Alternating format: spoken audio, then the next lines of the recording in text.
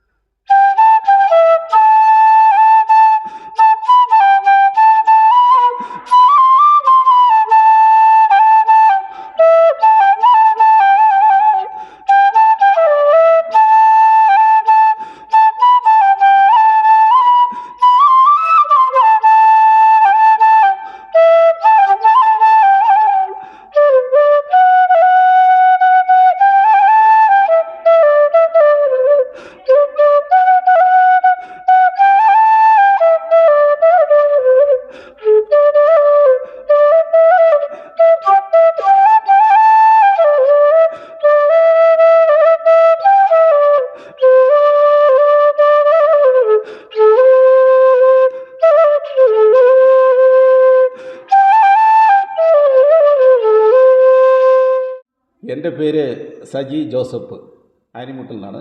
ഞാൻ മാലക്കൽ താമസിക്കുന്നു. കാസർഗോഡ് ഡിസ്ട്രിക്റ്റിൽ മാലക്കൽ എന്ന സ്ഥലത്താണ്. അപ്പോൾ ഞാൻ ഒരു 25 വർഷത്തോളം ടീച്ചറായിരുന്നു. ഹൈസ്കൂള്, അതുപോലെ തന്നെ ഇംഗ്ലീഷ് മീഡിയം, മലയാളം മീഡിയം എല്ലാത്തിലും പഠിപ്പിച്ചിട്ടുണ്ട്. അവസാനം ഞാൻ പിരിഞ്ഞത് സെൻറ്റ് പൈസ് കോളേജ് രാജപുരത്ത് നിന്നാണ്. അവിടെ ഞാൻ ഡിഗ്രിക്ക് പഠിപ്പിച്ചിരുന്നു. അതിൽ ഇംഗ്ലീഷ് ഡിപ്പാർട്ട്മെൻറ്റായിരുന്നു. സോ ആഫ്റ്റർ 25 ഇയേഴ്സ് എൻ്റെ എക്സ്പീരിയൻസ് എന്താണെന്ന് ചോദിച്ചു കഴിഞ്ഞാൽ, ഞാൻ അന്ന് ഓർത്തു, ഞാൻ വാർദ്ധക്യം വന്നു കഴിഞ്ഞാൽ നമ്മൾ എന്ത് ചെയ്യും. എൻ്റെ കൂടെ കഴിഞ്ഞവരെല്ലാം കുറേ പേര് വാർദ്ധക്യത്തിൽ വെറുതെ ചുമ്മാ ഒരു പണിയില്ല, അപ്പോൾ ബോറടിച്ച് ജീവിക്കുകയാണ്. അപ്പോൾ ആ സ്റ്റേജിലോട്ട് ഞാൻ പോയി കഴിഞ്ഞാൽ മാനസികമായിട്ട് എനിക്ക് ഉൾക്കൊള്ളാൻ പറ്റില്ല. അപ്പോൾ ഞാൻ ഓർത്തു ഇതിൽ എന്താണ്. അപ്പോൾ എനിക്ക് ഓൾറെഡി ഉണ്ടായിരുന്ന ഒരു ഹോബി എന്ന് പറഞ്ഞാൽ റീഡിംഗ് ആണ്. എൻ്റെ മക്കളൊക്കെ വായിക്കും. അപ്പോൾ ആ റീഡിംഗ് ഉള്ളത് കൊണ്ട് അതിൽ നിന്ന് എനിക്കൊരു പ്രചോദനം കിട്ടി. വാർദ്ധക്യ കാലത്ത് കോമഡി ബുക്സുകൾ വായിക്കുക, അല്ലെങ്കിൽ കുറേ ഹോബീസ് വളർത്തുക എന്ന് ഒരു ആശയം എനിക്കതിൽ നിന്ന് കിട്ടി. അപ്പോൾ അങ്ങനെ ഇരുന്നപ്പോൾ ഞാൻ പെട്ടെന്ന് ഓർത്തു, എനിക്ക് ഇഷ്ടപ്പെട്ട ഒരു ഹോബി എന്ന് പറഞ്ഞാൽ ഈ മെല്ലിപ്പോണി കൾച്ചർ, ചെറുതൻ വളർത്തുന്നു. അപ്പോൾ ഞാനത് എൻ്റെ പ്രിൻസിപ്പളിനോടൊക്കെ ചോദിച്ചിട്ട് ഇടയ്ക്ക് ഗ്യാപ്പിൽ ഞാൻ പോരുകയും ഈ ചെറുതനീച്ചകളെ പിടിക്കുകയും എന്നെ സംരക്ഷിക്കുകയും ചെയ്തു. അങ്ങനെ ഒരു 10-500 കോളനി എനിക്ക് ആയിക്കഴിഞ്ഞു. എന്നെ ഒരു ഫ്രണ്ട് എന്നെ പ്രചോദിപ്പിക്കുകയും ചെയ്തു. അങ്ങനെ ആയിക്കഴിഞ്ഞപ്പോൾ അതിൽ നിന്നൊരു ബിസിനസ് നമുക്ക് കിട്ടി, അതിൽ നിന്ന് ഒരു വരുമാനം നമുക്ക് കിട്ടി. അപ്പോൾ അതിൻ്റെ A to Z ഞാൻ പഠിച്ചു. അതായത് ചെറുതൻ്റെ എല്ലാ പരിപാടികളും ഞാൻ പഠിച്ചു കഴിഞ്ഞു. ഇപ്പോൾ എനിക്കൊരു 500 കോളനികളുണ്ട്. അത് ഹോർട്ടിക്കുറുപ്പിന് കൊടുക്കുന്നുണ്ട്, തേനായിട്ട് കൊടുക്കുന്നുണ്ട്. അപ്പോൾ അത് കഴിഞ്ഞ് കഴിഞ്ഞപ്പോൾ ഞാൻ ഓർത്തു, ഇത് പഠിച്ചു കഴിഞ്ഞില്ല, ഇനി അടുത്ത് പറഞ്ഞു പഠിക്കുക. അങ്ങനെ എൻ്റെ മറ്റൊരു ശ്രദ്ധ പോയത് മ്യൂസിക്കിലോട്ടാണ്. മ്യൂസിക് എന്ന് പറയുമ്പോൾ എൻ്റെ ഭാര്യയ്ക്ക് അത്യാവശ്യം പാടുന്നവരാണ്. അപ്പോൾ അവർ മ്യൂസിക് കുടുംബത്തിലുള്ളതാണ്. അപ്പം ഞാൻ ഒന്ന് പിടിച്ചിരിക്കാൻ വേണ്ടി മ്യൂസിക്കിലോട്ട് തിരിയാൻ വെച്ചു. അങ്ങനെ ഞാൻ ഒരു ഫ്രണ്ടിൻ്റെ അടുത്ത് പോയിട്ട് ഓടക്കുഴലിൻ്റെ ബേസിക് സരളി വരിശകളെല്ലാം പഠിച്ചു കഴിഞ്ഞിട്ട് എനിക്ക് കൂടുതലും പഴയ ഗാനങ്ങളാണ് ഇഷ്ടം. അപ്പോൾ എനിക്കത് പഠിക്കാൻ വേണ്ടി ഞാൻ ഹിന്ദുസ്ഥാനി അല്പം പഠിച്ചു. അത് കഴിഞ്ഞിട്ട് കംപ്ലീറ്റ് ഓൺലൈനിലാണ് പഠിച്ച് കഴിഞ്ഞ് കുറേ പാട്ടുകളെല്ലാം പാടും. വലിയ ഒരു ഇതിലോട്ട് വന്നില്ല, എന്നാലും എൻ്റെ ഗ്രൂപ്പുകളിലൊക്കെ ഞാനിങ്ങനെ പാടാറുണ്ട്.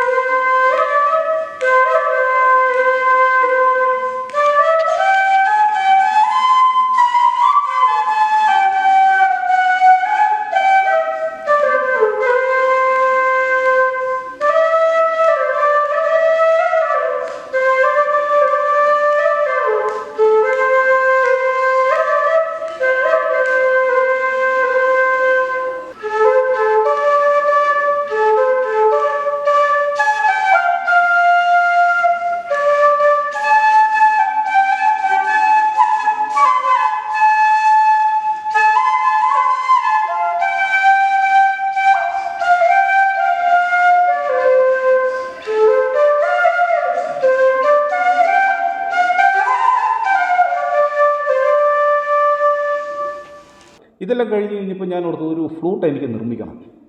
അപ്പോൾ അതിനൊരു ഭയങ്കര മാത്തമാറ്റിക്സ് ആണ് അതിലുള്ളത്. അപ്പോൾ ഫ്ലൂട്ട് ഉണ്ടാക്കുന്നവരെ എന്നെ വിളിച്ച് ചോദിച്ചിട്ട് ആരും പറഞ്ഞു തരുന്നില്ല, അത് എന്തോ ഒരു സീക്രട്ട് പോലെയാണ്. അപ്പോൾ ഞാൻ ഓർത്തുള്ളൂ നമുക്ക് പഠിച്ചൊരു വിദ്യ മറ്റുള്ളവർക്ക് നമ്മൾ പറഞ്ഞു കൊടുക്കണമല്ലോ. അപ്പോൾ അങ്ങനെ വന്നപ്പോൾ ഞാനിത് പഠിച്ചു.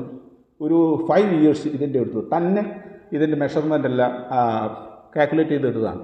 ശരിക്കും പറഞ്ഞാൽ എൻ്റെ കൂടെ ഉണ്ടായിരുന്ന കൊളീഗ്സ്, കോളേജിലെ മാത്തമാറ്റീഷ്യൻ സാറ്, അതുപോലെ ഫിസിക്സിലെ സാറുമാർ, അവരെല്ലാം ഞാൻ അവരിൽ നിന്നൊക്കെ കുറേ അതിൻ്റെ കണക്കെടുത്തു, എൻ്റെ ട്യൂബിൻ്റെ.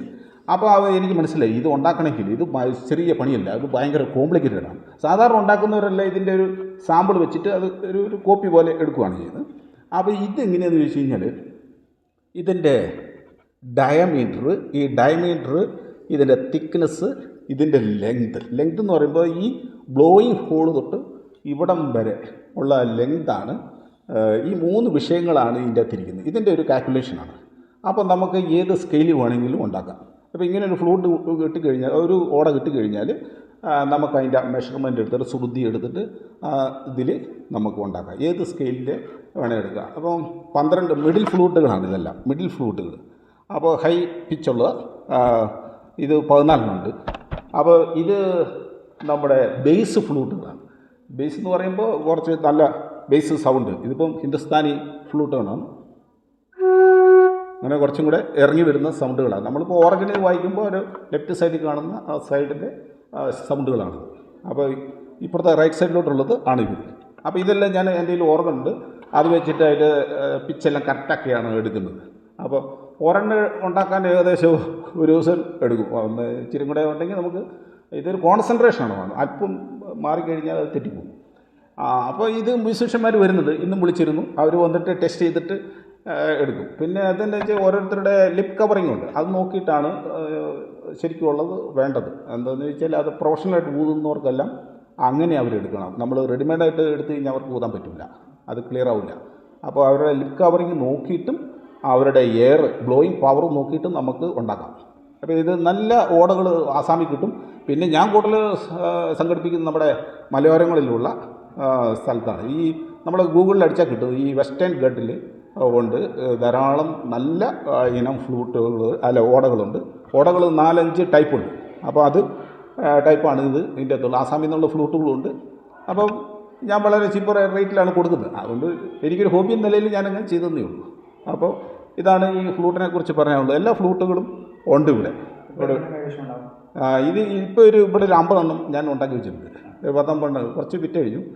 ഇനി വേറെ ഓടകൾ ഞാൻ അവിടെ മാറ്റി വെച്ചിട്ടുണ്ട്. ഇത് പ്രത്യേക ഒരു പ്രോസസ്സ് ചെയ്തിട്ടാണ് നമ്മൾ ഇതെടുക്കുന്നത്. നല്ല ടെമ്പർ വേണം, നല്ല പല കളറിൽ വരും. ഇത് തണലത്ത് വെച്ചാണ് ഉണക്കുന്നത്.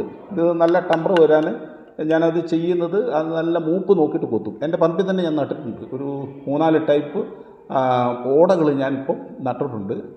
അത് നല്ല ചോല ഉള്ളിടത്താണ്, നല്ല വെള്ളച്ചാൽ ഉള്ളിടത്താണ് നടേണ്ടത്. അപ്പോൾ അത് നട്ടി നമുക്ക് പ്രോപ്പറായിട്ട് മൂപ്പ് നോക്കിയിട്ട് കൊത്തിയെടുത്തിട്ട് അത് നമുക്ക് പ്രത്യേക രീതി തണലിൽ തൊട്ട് വാട്ടി അത് കഴിഞ്ഞിട്ട് ഓയിലിട്ട് നമ്മൾ അതിന് കാച്ചിയെടുത്ത് ശുദ്ധി ചെയ്തിട്ടാണ് ഇത് എടുക്കുന്നത്. അപ്പോൾ ആ ടെമ്പർ നോക്കിയിട്ടാണ് നമ്മൾ ടങ് ടങ് എന്ന് പറഞ്ഞാൽ ഒരു കിണ്ണം പോലത്തെ ഒരു ശബ്ദം കേൾക്കും. അപ്പോൾ അതിലാണ് നമ്മൾ എടുക്കേണ്ടതെന്ന് മനസ്സിലായി. പിന്നെ പല ഫ്ലൂട്ട് വായിക്കുന്നവർ വന്നു കഴിയുമ്പോൾ എനിക്കൊരു അനുഭവം ഉണ്ടാവും. കാരണം അവർക്ക് ചേർന്നത് ഉണ്ടാക്കി കൊടുക്കാനുള്ള ഒരു ഇഷ്ടം നമുക്കുണ്ടാവും. അപ്പോൾ അത് എനിക്ക് വലിയൊരു പ്രചോദനമാണ്. അവർ വന്നിട്ട് ഇങ്ങനെ പറഞ്ഞു തരും. അപ്പോൾ ഇതാണ് ഇപ്പോൾ എൻ്റെ ഒരു ഹോബി. ഇതാണ്. അത് കഴിഞ്ഞിട്ട് ഞാൻ എന്ത് ചെയ്തെന്ന് വെച്ചാൽ അതിന് മുമ്പുണ്ട്, ഇതിൻ്റെയൊക്കെ മുമ്പുള്ളൊരു ഹോബി എന്ന് പറഞ്ഞാൽ ഞാൻ ഫ്രൂട്ട് ട്രീസ്, എനിക്ക് മരങ്ങൾ എനിക്ക് ഭയങ്കര ഇഷ്ടമാണ്. ഞാൻ പഠിപ്പിച്ച സ്കൂളിലും കോളേജിലൊക്കെ ഞാൻ എന്തെങ്കിലും ഒരു മരം നട്ടിട്ട് പോയിരുന്നു. അതിൻ്റെ ഫോട്ടോ എടുക്കാനോ വീഡിയോ എടുക്കാനോ ഞാൻ ആരും അങ്ങനെ ഒരു അവസരം കിട്ടിയിട്ടില്ല. ഞാൻ എന്തെങ്കിലും നട്ടിട്ട് പോരുള്ളൂ. ഒരു പേര, ഒരു ഫ്രൂട്ട് ട്രീസാണ് എനിക്ക് കൂടുതൽ താല്പര്യം. അങ്ങനെ ഇവിടെ ഒരു 46 ഇനം ഫ്രൂട്ട്സ് എൻ്റെ കോമ്പൗണ്ടിൽ ഞാൻ നട്ടിട്ടുണ്ട്. അപ്പോൾ ഫലങ്ങൾ കായ്ക്കുന്നുണ്ട്. അപ്പോഴാണ് ഞാൻ ഓർത്ത് ഇത് കായ്ച്ച് കഴിഞ്ഞപ്പോൾ കൂടുതലും പക്ഷികളാണ് കൊണ്ടുപോകും. ഞാനിവിടെ വരുമ്പോഴത്തേക്കും നല്ല രാത്രി ഉറങ്ങുമ്പോഴത്തേനും ഇവരെല്ലാം അതെല്ലാം തിന്നു കഴിയും. പിന്നെ എനിക്ക് 1-2 കിട്ടുന്നുള്ളൂ. അതൊരു ആ കാര്യത്തിൽ പിന്നെ അവരും ഭൂമിയുടെ അവകാശികളാണ്. അപ്പോൾ എല്ലാവരും നടുവാണെങ്കിൽ പ്രശ്നമില്ല, അവരെല്ലാം അങ്ങോട്ട് പോയി കുറേ അവിടെ നിന്ന് കഴിച്ചോളും. അപ്പോൾ ഇതിൻ്റെ അകത്തുള്ള ഏറ്റവും നല്ല ഐറ്റംസ് എന്ന് പറഞ്ഞു കഴിഞ്ഞാൽ അവക്കോടോ ഉണ്ട്, അതുപോലെ ബറാബ എന്ന് പറയുന്ന ചെറിയ ഫ്രൂട്ടുണ്ട്, പിന്നെ ഒരു അബ്യൂ ഫ്രൂട്ടുണ്ട്, അബ്യൂ എന്ന് പറഞ്ഞ ഫ്രൂട്ടുണ്ട്, പിന്നെ ഒരു ചെസ്റ്റ്നട്ട്. ഇതൊക്കെയാണ് വളരെ റയറായിട്ട് കിട്ടുന്ന മുന്തിരി മരമുണ്ട്.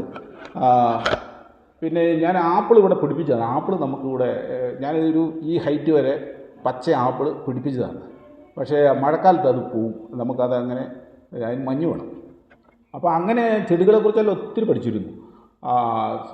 സ്വന്തം പഠിച്ചതാണ്. ഞാൻ കോളേജിൽ സ്പെയർ കിട്ടുന്ന സമയത്ത് ഞാൻ ഗൂഗിളിൽ നോക്കിയിട്ട് ഇതെല്ലാം ഏതൊക്കെ മരങ്ങളുണ്ട്, ഏതൊക്കെ ഫ്രൂട്ട് ട്രീസ് ഉണ്ട്, അപ്പോൾ അതെല്ലാം ഞാൻ ഇഷ്ടപ്പെട്ടതെല്ലാം വരുത്തിച്ചു. എൻ്റെ സ്റ്റുഡൻസ് കുറച്ച് പേരുണ്ടായിരുന്നു, വളരെ ദൂരെ പഠിക്കുന്നവർ, ഔട്ട് ഓഫ് സ്റ്റേറ്റൊക്കെ ഉള്ളവർ. അപ്പോൾ അവരോടൊക്കെ ഞാൻ പൈസ കൊടുത്തു വിടും, നിങ്ങൾ ഇന്ന നഴ്സറിയിൽ നിന്ന് ഇന്നത് കൊണ്ടുവരണം. അപ്പോൾ അവർ വളരെ കാര്യമായിട്ട് വിദ്യാർത്ഥികൾ കൊണ്ടുവരും. ഒരു മാഷ് പറയുമ്പോൾ എങ്ങനെ വന്നാലും അവർ കൊണ്ടുവരും, എത്ര റിസ്ക് എടുത്ത് കൊണ്ടുവരും. അപ്പോൾ ഞാൻ അവർക്കായിട്ട് ചിലവിനുള്ളതൊക്കെ കൊടുക്കുമായിരുന്നു. അപ്പോൾ അങ്ങനെ കുറച്ച് ഫ്രൂട്ട് ട്രീസ് ഉണ്ട് ഇവിടെ. അപ്പോൾ എൻ്റെ വർദ്ധിക്കെന്ന് പറഞ്ഞാൽ ഇനി എനിക്ക് ഓരോന്ന് പഠിക്കണമെന്ന് ഒരു വലിയ ആഗ്രഹമുണ്ട്. ഓരോന്ന് പഠിച്ചെടുക്കണമെന്നുണ്ട്. മ്യൂസിക്കൽ ഇൻസ്ട്രുമെൻറ്റ് ഇപ്പോൾ മൃദംഗത്തെക്കുറിച്ച് ഇന്ന് പഠിക്കണം, അത് എങ്ങനെയാണ് ഉണ്ടാക്കുന്നത്, അതൊക്കെ എങ്ങനെ, അത് ഗിത്താർ, ഇങ്ങനെയുള്ള മ്യൂസിക് നമുക്ക് സ്പെയർ കിട്ടുന്ന സമയത്ത്, പ്രത്യേകിച്ച് ഞാൻ ഈ സീസൺ അനുസരിച്ചാണ് എൻ്റെ പണി പോകുന്നത്. എന്ന് വെച്ചാൽ വർഷകാലമാകുമ്പോഴത്തേനും നമുക്ക് തേനീച്ച കാര്യങ്ങളൊന്നും നോക്കാൻ പറ്റില്ല, പിടിക്കാനൊന്നും പോകുന്നില്ല. ഞാൻ ധാരാളം തേനീച്ചകൾ പുറത്ത് പോയി എടുക്കാറുണ്ട്, എൻ്റെ ടൂൾസൊക്കെ ധാരാളമുണ്ട്. അപ്പോൾ വർഷകാലമാകുമ്പോൾ ഞാൻ എന്ത് വെച്ചാൽ മ്യൂസിക്കിലോട്ട് തിരിയും, ഇങ്ങനെയുള്ള സാധനങ്ങൾ ഉണ്ടാക്കി വെക്കും. കാരണം നമുക്ക് പുറത്ത് പോയി പണിയാൻ പറ്റുന്നില്ല. അപ്പോൾ അത് നമുക്കൊരു അഡീഷണലായിട്ട് ഒരു ഹോബിയാണ്, ഒരു വരുമാനമാണ്. അപ്പോൾ അങ്ങനെയാണ് ഞാൻ ചെയ്യുന്നത്. അപ്പോൾ ഇത് വർഷകാലമാകുമ്പം ഈ മ്യൂസിക്കൽ ഇങ്ങനെയുള്ള ഇൻസ്ട്രുമെൻ്റ്, ഇങ്ങനെയുള്ള ഹോബികൾ ചെയ്യും. വേനൽക്കാലമാകുമ്പോൾ ഞാൻ എല്ലാം പുറത്താണ്. രാവിലെ ഭാര്യ സ്കൂളിൽ പോയി കഴിഞ്ഞാൽ ഞാൻ പിന്നെ പുറത്തോട്ട് പോകും, വണ്ടിയെടുത്ത് പോകും, തേനീച്ചനെ പിടിക്കുന്നു പല സ്ഥലത്ത്. അപ്പോൾ ധാരാളം എൻ്റെ ഫ്രണ്ട്സുകളുണ്ട്, കൂട്ടുകാരുണ്ട്. അതുപോലെ തന്നെ വിദ്യാർത്ഥികൾ എന്നെ വിളിച്ച് പറയും, സാറേ ഇതാ ഇവിടെ ഒരു വീട് പൊളിക്കുന്നുണ്ട്, ഇതാ ഈ സ്ഥലത്ത് വന്നിട്ട് ഇവിടെ തേനീച്ച ഇരിപ്പുണ്ട്, വരാൻ പറയും. അപ്പം ഞാൻ എടുക്കുന്ന വീട്ടിൽ എന്നെ എല്ലാവരും വിളിക്കാം. കാരണം എന്താ വെച്ചാൽ ഞാൻ തേൻ അവിടെ കൊടുക്കും, തേൻ ഞാൻ കൊണ്ടുവരില്ല.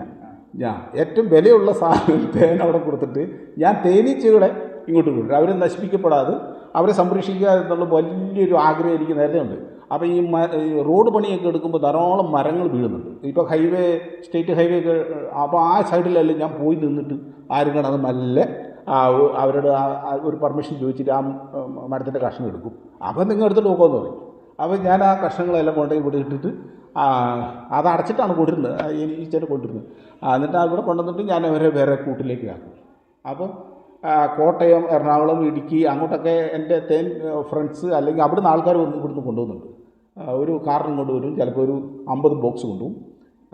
ഈ കഴിഞ്ഞ ഇവിടെ കോട്ടയം എരുമേലിയിൽ നിന്ന് വന്നിരുന്നു, അവരൊരു 20 ബോക്സ് കൊണ്ടുപോയി. അപ്പോൾ അതെല്ലാം ഒരു മിതമായ റേറ്റിൽ ഇങ്ങനെ കൊടുക്കുകയാണ്. അപ്പോൾ എൻ്റെ ആഗ്രഹം എന്ന് പറഞ്ഞാൽ ഈ വാർദ്ധക്യത്തിൽ ഇങ്ങനെ നമ്മുടെ വൃദ്ധെന്ന് പറഞ്ഞാൽ നല്ല അറിവ് സമ്പാദിച്ചവൻ എന്നാണല്ലോ അതിൻ്റെ അർത്ഥം. അപ്പം ഈ വെറും വൃദ്ധനായിട്ട് കാണാതെ നമുക്ക് അറിവുള്ള നല്ല ജ്ഞാനമുള്ള ആൾക്കാരാണെന്ന് മനസ്സിലാക്കി നമുക്കിത് യുവാക്കൾക്കൊരു മോഡലാക്കിയിട്ട് പറഞ്ഞു കൊടുക്കുക. ഈ കാര്യങ്ങൾ ഇതെല്ലാം ഡെവലപ്പ് ചെയ്യും. എല്ലാ മനുഷ്യനും അത് സാധിക്കും. അത് ഫസ്റ്റ് നമുക്ക് വേണ്ടത് ഏത് വിഷയം പഠിക്കണമെങ്കിൽ ഇൻട്രസ്റ്റാണ്. ഇൻട്രസ്റ്റ് ഉണ്ടെങ്കിൽ നമുക്ക് ഏത് വിഷയവും പഠിച്ചെടുക്കാം എന്ന് എനിക്ക് മനസ്സിലായി.